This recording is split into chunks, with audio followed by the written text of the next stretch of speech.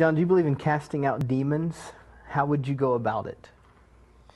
I do, and I think there is a steady state, normal way to go about it from 2 Timothy 2:24 to 26, and I think occasionally there is what David Powlison would call an ekballistic form.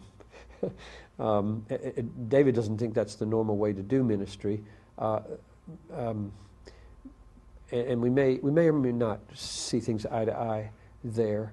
So I would say occasionally you see a manifestation of demonic power that is so in your face and so possessive and controlling of a person's life that an extraordinary intervention and exorcism is called for. I've been involved in one in my life, only one, but I've read about others, and it's much more common on the mission field, of course, where you're moving immediately into places where they're explicitly demon-driven than we are explicitly demon-driven here.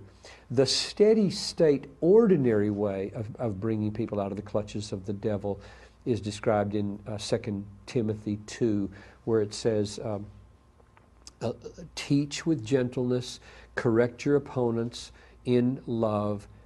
God may perhaps grant them to repent and come to a knowledge of the truth and be delivered or escape from the power of the evil one who had taken them captive. Something, that's a paraphrase.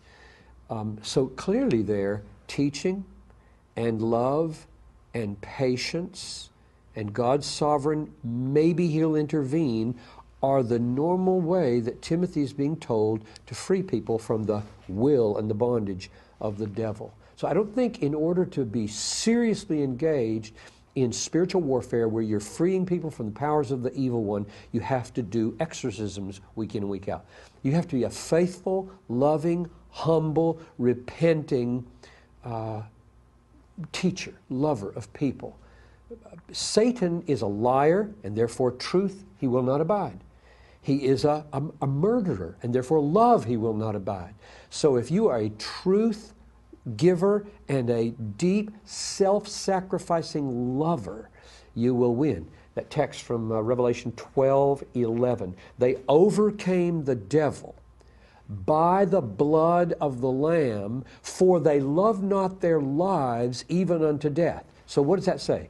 You overcome the devil by the gospel, by believing you're covered by the blood, by applying and teaching and preaching the blood of Christ, and then by being so sacrificially dedicated to people's lives that you're willing to die rather than run away from a situation. When that happens, when martyrs covered by the blood, loving people happen, Satan is defeated.